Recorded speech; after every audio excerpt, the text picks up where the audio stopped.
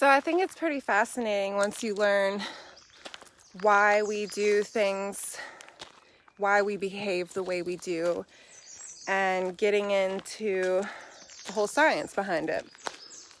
So you got to think, like, we haven't been evolved and conscious like this forever, and we do a little time traveling and go flashback to our ancestors, and back in the day they were just living to survive. I mean, they just needed to survive, find shelter, find food, find a mate, reproduce.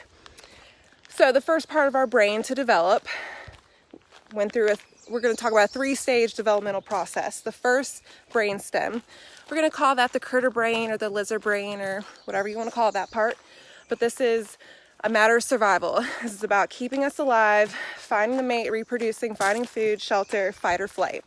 This is where fear lives, which is important because it is to our benefit. It's what keeps us alive, on alert, but it doesn't like the unknown or scary.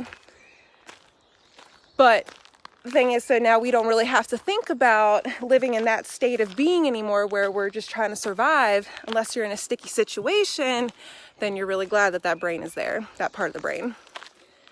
That's where your adrenaline kicks in. You're like, I gotta survive. I gotta live. I gotta get out of this.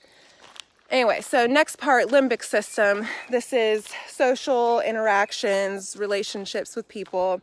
Then we go to the third part, the last part, the prefrontal cortex, where our conscious mind lives. This is where we do our logical thinking, reasoning. We're creative.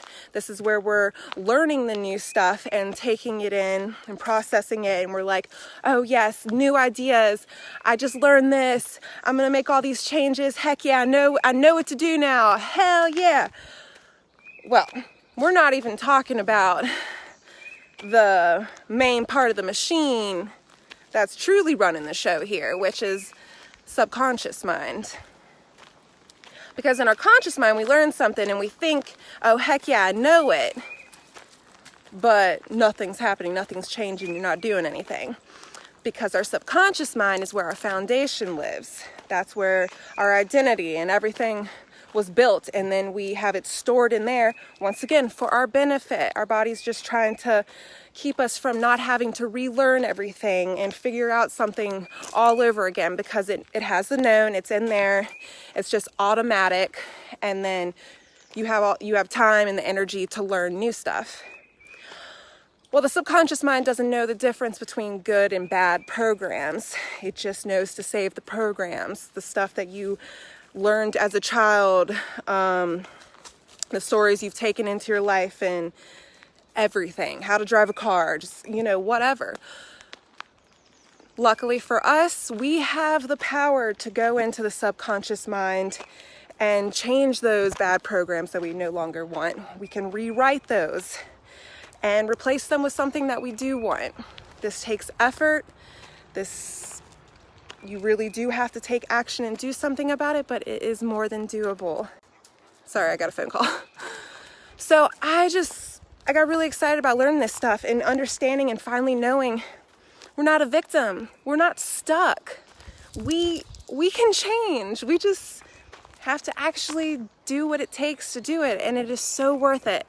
And so that's what I'm doing here. I'm here to spread the word and help people learn about this and make real changes in their life. Get into that subconscious mind and reprogram the old programs that no longer serve you. It's all car. Don't want to get hit. Okay. Much love, guys. Until next time.